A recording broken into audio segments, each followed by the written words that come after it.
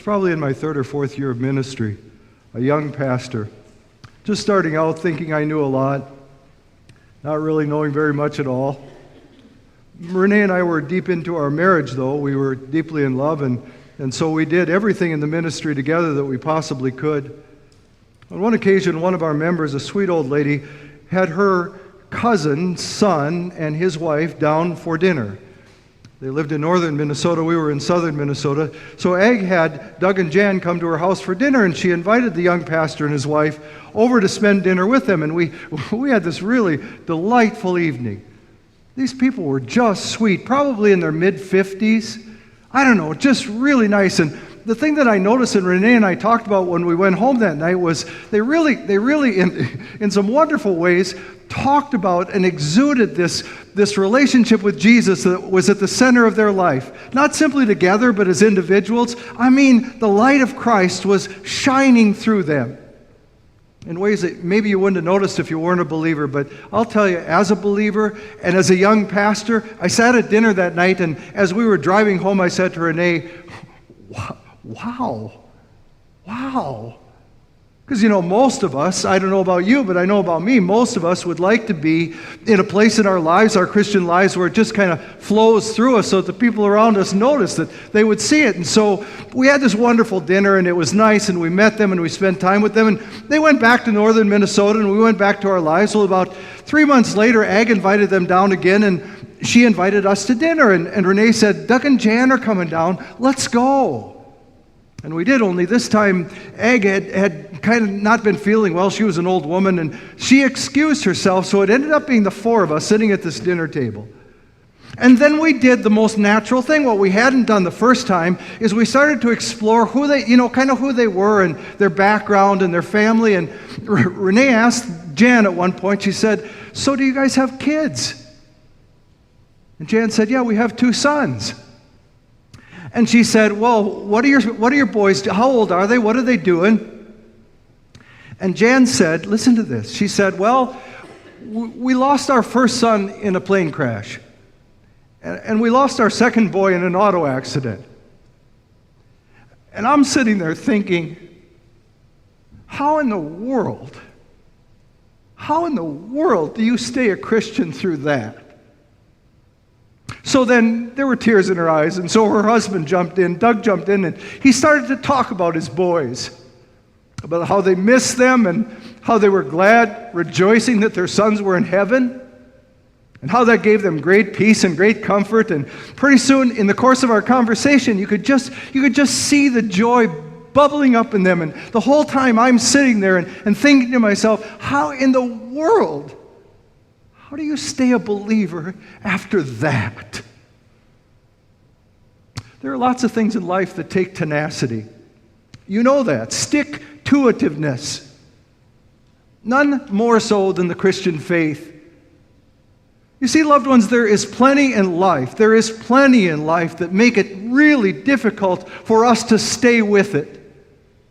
There's obviously what goes wrong. We don't have to live very long or experience very much of life to know none of us are exempt. We don't get a pass. As we go through the course of our lives and we experience what life has to offer through young and then middle and then old, along the way, all of us are going to come to places where life goes wrong.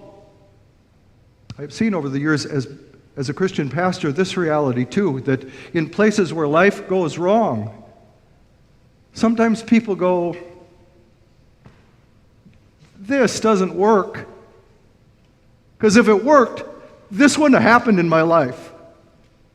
So there is the challenge, this plenty that makes it difficult for us to stay with it, that is common to all of our experience, that draws us in times of real difficulty to start to wonder, well,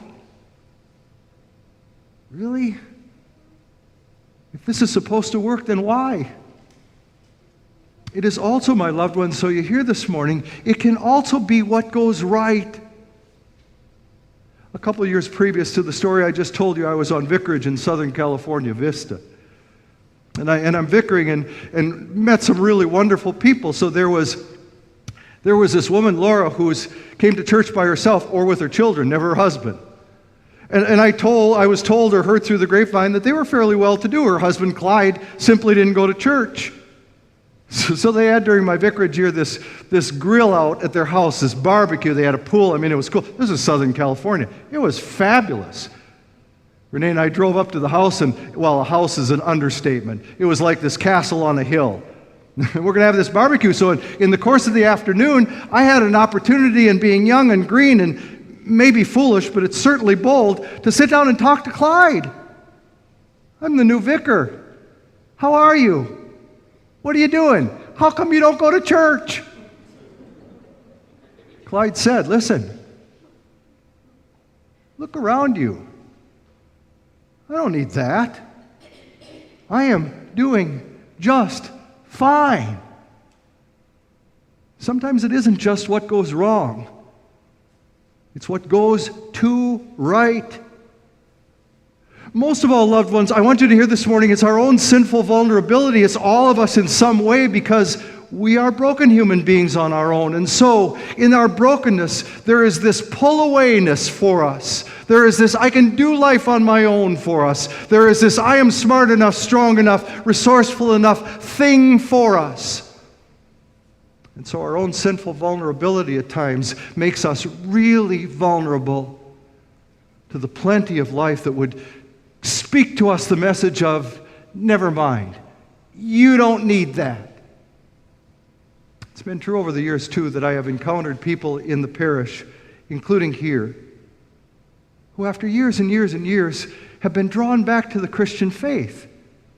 They didn't go to church for years. Maybe they didn't think they needed it, or it just wasn't part of their lives, or this relationship with Jesus they thought existed, but they didn't really need this formal part of it, all of those kinds of things. And they come back and you ask them, what? We felt like something was missing. And you want to say, of course. See, here's the thing. The kind of tenacity that you and I need to stay with the Christian faith is the kind that only God can provide. He shows it to us as He grows His kingdom over and over again. In each one of our lives that belong to the Lord today, this is absolutely true, that He set about in a tenacious, unwavering, steady, relentless way to seek us out and find us and capture us and love us and make us whole in His Son, and then tenaciously to hang on to us and keep us as part of the kingdom. It's that kind of tenacity that you and I need. In this world that is pulling us in every direction away from the God who created us, and in Jesus recreates us.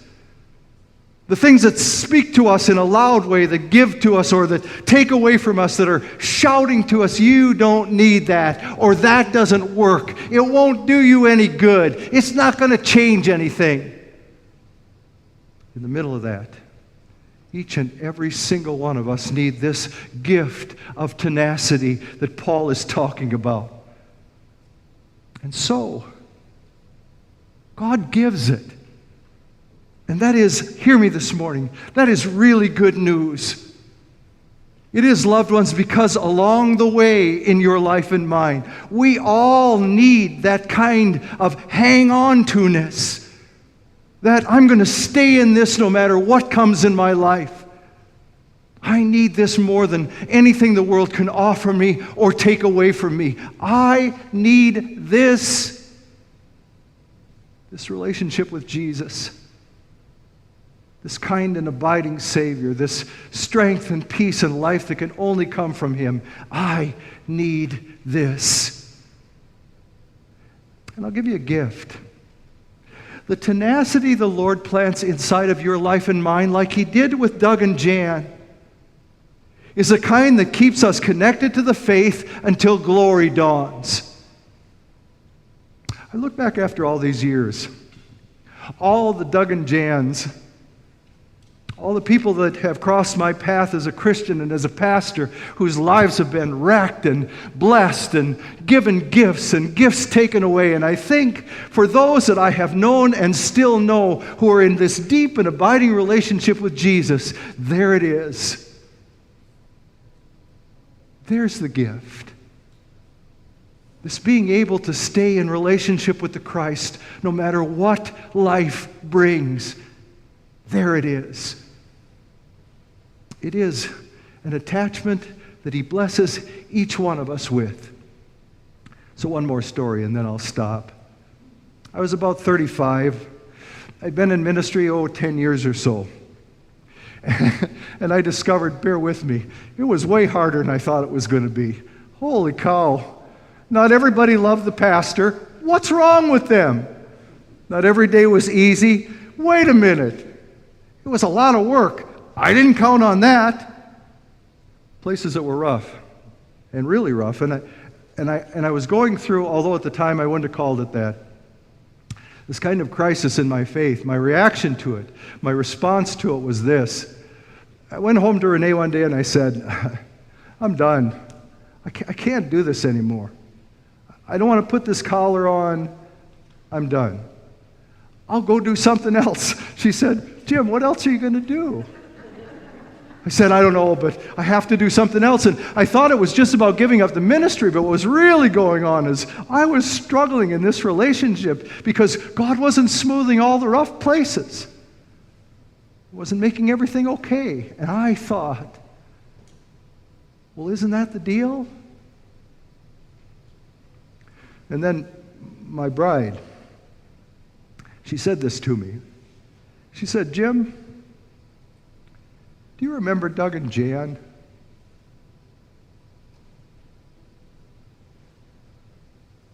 And she didn't say any more. And I thought, wow. Because there's places in life where things go wrong. And the world and our own brokenness and Satan himself want to use that to pull us away from the faith. There's places in life where things go so right. And the world and our sinful flesh and Satan want to use that to pull us away. So listen. In the course of life, there are lots of reasons to quit. If you're sitting there this morning and you're young, I want you to hear me with your heart. There's lots of places in life now for you that are shouting to you, you don't need this. There's lots of places in life that are cause for us to quit. Some do, because things go wrong, or they go way too right. Today we're reminded, loved ones, that there's even better reasons to stay with it, most especially the prize, the upward call of God in Christ Jesus. A life to come like we can't even imagine. A gift so rich, we will spend eternity praising God for it. So, like Paul, we press on.